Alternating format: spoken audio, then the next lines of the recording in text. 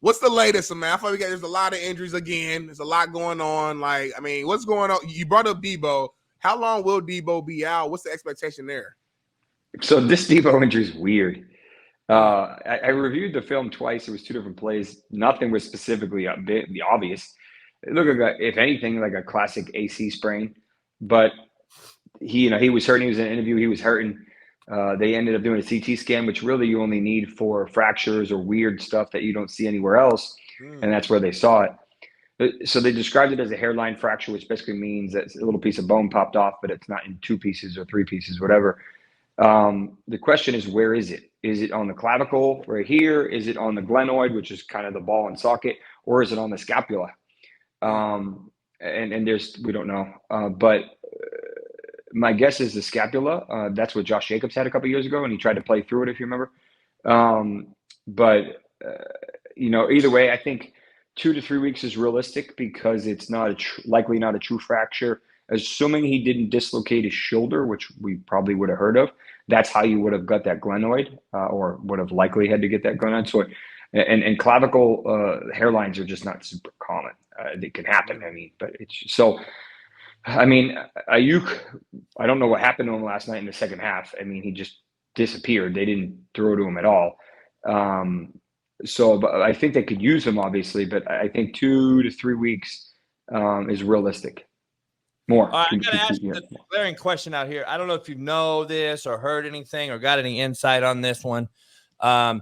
This guy that everyone thought was Rookie of the Year, Bijan Robinson, questionable illness comes about. NFL is investigating as of right now. I understand it's underway right now. They're investigating this injury that he basically didn't get any touches. Last few weeks, he's been kind of a non-factor. Everyone's kind of been worrying about it. Any word on this guy? No, I mean, so 2 things popped into my head. One of the things one of my team members mentioned, they're like, isn't it possible to have a headache up to 7 days after a concussion? And I said, yeah, technically it's true. I don't know. I'm assuming they screened him. There wasn't anything obvious in week 6. Again, he hasn't struggled. That'd be like a 3. Say that again. I'm sorry. That'd be like a level 3 concussion. I mean, I personally don't grade concussions anymore because they're all different. But it would be a little surprising because usually they don't present that late. The more concerning ones are the one like Roschon Johnson has. He's been out 2+ almost 3 weeks now. But the question is, was he having any other symptoms? Is this just an isolated, what we call cluster headache, which oxygen works great for? Or is this a migraine, which if anybody's ever had one, you're utterly miserable and you shouldn't even be on a football field. Or was this something bigger that we need to know about? So I don't have any red flags right now. He has a clean injury history in general. So obviously they don't usually talk about this type of stuff, but I don't really know. I don't have any details. It killed a lot of us, whether fantasy or Vegas or whatever, Fantasy. But and I think the NFL is going to come down with a hammer as a result because they're partnered with all these betting, and now you have someone who you should have had 20, 15, 20 touches, all of a sudden gets basically nothing or pretty much nothing. Yeah. Everybody, because like I'm in a fantasy league, and one of my friends, we got money involved, all types of stuff going on, and he had him start in his fantasy and was so pissed off this past week. Yep. Like there's no way that any of us could have known. They don't tell us anything. Yep. Hey, I know Smitty has some questions. I gotta ask you before we get to the big names. There's a fantasy guy that's big out there that a lot of people may not talk about on this show, but I gotta ask you, even though the team's not very good, what's going on with James Conner in Arizona, and is Kyler Murray coming back? Yeah, it's a good question. James Robinson's had a significant history of knee injuries. I want to say they're probably to his right, but this one, it wasn't. They didn't say anything. The video was weird, so it wasn't obvious. It was like he landed upside down, and it was like a weird play. So again, we don't really know a whole lot. If I were to guess based on his injury history, it's his right knee. He's had MCL reconstruction, but when he was in college. But that video, if anything, looked like his left. But again, there's nothing obvious. So he's the type of player that's going to come back in probably 4 or 5 weeks, unless it's bad. And we haven't heard anything saying it's bad. Mercado looked better this week. It seems like they're trading or whatever, but Ingram really didn't get any touches besides special teams. It's hard to trust that backfield going forward anyway. But in terms of Kyler, yes, I think they're going to bring him back probably week 10. Week 8 and 9 have tough matchups. It doesn't change anything, but Dobbs, how do you pronounce it? It looks pretty good. I mean, considering. But I think Kyler is obviously that another level, a little dude physically, but just a beast. I don't think his rushing will be the same, not surprising, but he's still going to have that sneaky, fast mobility. And then you'll see Hollywood pop off. You'll see McBride step up. Michael Wilson will start to pop a little bit. Maybe Rondell, because he's kind of shifty too. But I think this was fascinating because there was a decision whether or not they wanted to play him this year because he has a $29 million contract clause that if he didn't pass a physical in March or whenever it is, it automatically goes in. But if you look at the price of QBs right now, that's actually kind of a bargain. So maybe they look at it like maybe this is their franchise, they actually want to stick with him. I don't know how this is going to play out, but I do believe he comes back probably in the next 2-ish weeks or so. I've been hearing some rumors from a couple of buddies of mine that coach in the league, and they're like, dude, I don't know why. The Cardinals are going to try everything they can not to play that dude because it doesn't make sense. Like week 10, their teams could be possibly 1-9 at that point. They could be 1-9. Why do you play this dude? Or do you play him just for a trade bait scenario to show that he can still play so we can get him out? Because right now, him and Deshaun Watson contract look like the two worst in football right there with Russell Wilson. So those three guys right there have a huge amount of money out there that they're really not performing. Wilson's playing better, but the team's just atrocious. Leading me to this, Deshaun Watson. You said it last week on here. We've talked about it. That view, we put that clip out. I think it had like over 1 million views when you said that when he was in Houston that day. What's going on with Deshaun, and is it more serious than people think, or is he? Because I heard, Doc, before you even answer, I heard he pulled himself out.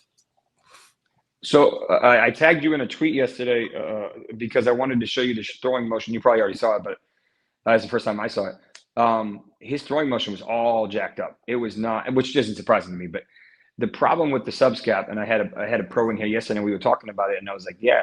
And he's like, yeah, of course. Like, there's no way he could throw with that injury. And the problem is he needs to be able to follow through and cross his body, depending on where his hips are, and he can't do that with a subscap injury. They blamed it on the concussion rule, even though he cleared it. He's not ready. He wanted to be ready, but he's not. You could see it. He wasn't ready. If he was fighting for a contract, maybe he is ready. So who cleared him? Who cleared him a couple, way back when That's a good question. Cleared him. I don't. I think it's a lot of finger pointing. I don't know if we ever hear anything true. Whoever cleared him, obviously, either he's baby in this or they jumped the gun, or one of the two. I don't know. Even all you had to do is do a simple subscap. Basically put your hand on the middle of your back and have someone try to push away from your back, and have you push. And if you can't resist, you can't throw. It's not going to happen. There's a common thing out there that's like, when you get pulled out, you go into the tent and you get pulled out, and the doc says, regardless if it's the internal doctor or it's the outside guy, you go take your gear off, because you don't usually sit on the sideline with 20 pounds of gear on for a whole game and watch if you were pulled out. But when you pull yourself out, you kind of sit there with your gear on like he did, because it's kind of like all right, I can still go if needed, so that my players don't think I'm just quitting, but I'm still here. Yeah, I could see that. I'm telling you, it's weird. I don't know why you would be in full gear on the sideline the whole game if you were pulled out. But let me say this though, JB. Even if he did pull himself out, is that a problem? Like, only you know how you feel. So, like, for regardless of what the doctor, it's been multiple times. We all played the game. Then many times the trainer or whatever said I was good to go, but I just know that, like, I don't feel right. So, like, at the end of the day, you know how you feel. It ain't necessarily soft. It's just like, hey, this feels worse than what you're telling me it is, and I don't feel comfortable. I mean, I think you're both right. I think that he knew he wasn't right. We saw he wasn't right. Whether or not the doc cleared him from a concussion perspective, If he didn't clear him, they would have pulled his helmet and he wouldn't have been able to, he wouldn't have had it.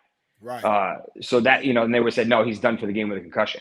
So even if they cleared him for the concussion and he said, hey, you saw me out there, I can't do anything. I was 1 for 4 with an interception. Like, right.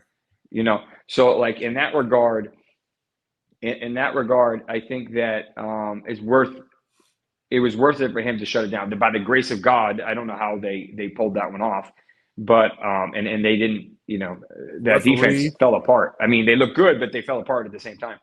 But I don't know. That's still, I can't trust anybody on the offense until we see something. Yeah, that's an issue to me. I had Patrick Queen on the show yesterday, linebacker for the Ravens. They got quite a few guys on the Ravens out on injured reserve, and they made one of the best defenses in football. They look good.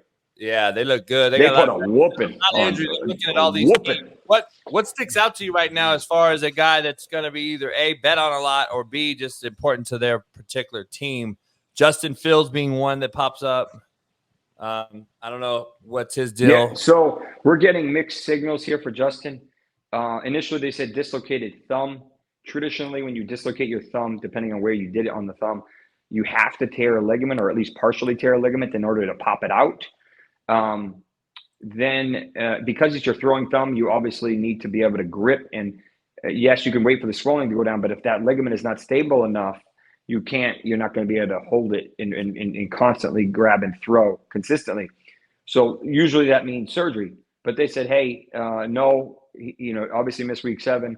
They say now unlikely for week 8. So you're already 2 weeks out. And then they say, oh, maybe another week or 2. It's like, are they slow playing this and then eventually just going to shut them down? I don't know. Bajet looked okay, I guess, but I don't know. I feel like he's one fall away from dislocating it again. And it's like, all right, now you really need surgery. I get this game tomorrow from NFL Films. I'll have this game on breakdown, and I was watching it as it's going in my computer. It takes a long time for these games to come into my system, and I was watching this game, and I'm like, the Bears O-line sure look good. It's ironic when you stay in the pocket and step up that the O-line looks better than it is when you escape and run around. It's crazy how that works in the NFL. But I'm just going to throw that out there for Smitty to eat on. In all fairness, Fields looked really good his last couple games. All fairness. All right, so this is this Deshaun deal. You're saying, walk us through this. You're saying, well, first of all, this is a very hard throw for any quarterback in the NFL to make. Yeah. He's not square at all. His right knee's facing to the right. His left knee is put off the ground. This is a tough throw either way, so you're not going to get a lot of velocity on that football. No. Is this his head there hitting? Is that what they're saying, or his that's shoulder? Probably what they called it, and that's probably why he didn't have one, because he didn't completely hit like a Tua hit. He kind of hit like a little bit. But remember, that looks like concrete. If I remember, it looks like turf. If I remember correctly. Yes. So obviously there's concrete under there, so you have less give, so to speak. But he made some throws. But okay, so you got to remember that. He only made 4 or 5 throws. It's not like he threw the ball 30 times. Yeah. Right. But you saw him try, and maybe he could do it for 3-4 times. But every time you try to throw it, that sub-skip's getting fired, and it's like, I don't think I can do that yet. I don't think I can do that. I mean, you throw the ball 2-3 yards. Okay, fine. He just threw 30-40 yards, whatever. It looked like he was pretty far. That ball right there looked good coming out, at least. Yeah. So I mean, and maybe I don't know. I don't know.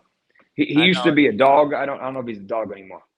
Jimmy G, Raiders fans, I'm starting to look at that roster and that situation, and Josh McDaniels basically screwing over another organization as a head coach. Belichick's coaches just leave and become nobodies. It's crazy how that works. Anyway, Jimmy G, I know he might be back. I don't know if he is or not. I love them. I wish they'd play the rookie, but they're not. They're playing Hoyer right now. Jimmy G's coming back this week or no?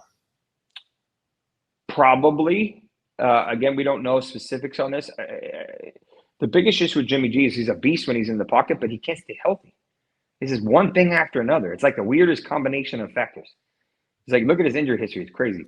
But in general, he's EPA is good when he's on the field. He's like top 10, but he just can't stay on the field. And we don't know the specifics of his back injury. If is a spinous process fracture, which Derek Carr had and Stafford had, a bunch of guys had, which can be painful, but usually can return. They went to the hospital for one reason. I don't know what it was for, whether it was to check a kidney or a liver or whatever, or whatever it was, but it was enough to rule him out for week 7. The question is, can he be mobile and get the energy through his throws to come back in week 8? I think he's a Monday night. So we really won't know until about Thursday, Friday, because they don't practice till Thursday for his first practice of the week. Got you. You know, one name that we haven't brought up yet, just because like we knew it was going to be a while for this guy to return. But after watching the Dolphins kind of lay an egg against the Eagles and see the way AJ Brown just ate up those cornerbacks, Jalen Ramsey's coming to mind. I feel like we're starting to get around the time where we should start, wrapping him up. Like, how soon are we, or how far are we away from seeing Jalen Ramsey put the pads on? So normal people still 6 weeks away. Jalen probably 2. Ooh. Explain that real quick. You said normal versus Jalen. Jalen's pushing the envelope for return to play quick, real fast. He had a meniscal repair, which sounds like what it is. They literally sew things together. Yep. And you really have to be careful with those, because if not, you're going to re-tear them. The sutures don't hold. But he's usually they're closer to 6-month injuries. He's at like 3.5. Like he's really fast. And if they clear him, I haven't seen him. But if they clear him, then obviously he's doing good. Obviously there's minimal concerns. Obviously there's always a little bit of a concern, but when they already activated him from the practice, whatever you want to call it, the window, then that means that they're getting the itch. Usually within 2 to 3 weeks they're ready. They won't act. There's no reason to activate him until they feel like he's ready, because then you lose that window. Right. And Howard too's back, right? Ooh. Well, he missed last week. X missed last week with a groin. The other day with a groin. But he should. Groins are frustrating injuries. But he should be okay. I mean, assuming it's not crazy. A groin and a corner is tough. All right, before you get out of here, Doc, David Montgomery was missed heavily in that Lions loss, getting blown out. I don't know if he helps them at all that significantly, but he is a big part of that offense in Detroit. And then C.J. Gardner-Johnson, I know he's on injured reserve. Is he done? What do you have, a pec? I remember. I'm trying to remember if he had a pec or not. I think C.J. Gardner. There's been a lot of pecs. Yeah, a lot of crazy. A lot of pec tears. So let's talk about a pec tear real quick, because a lot of people might not understand it. So pec, there's 2 pecs, there's minor and major. The major attaches to almost near the bicep on the proximal humerus. So if you're close, then you're fine. But what happens if you try to tackle someone and they take your arm? Ooh. You're going to tear that. You tear that. That's usually what happens. And then if you think of it as a rope, so you sprays, and that's it. Once it's torn, you need to reattach it to the bone.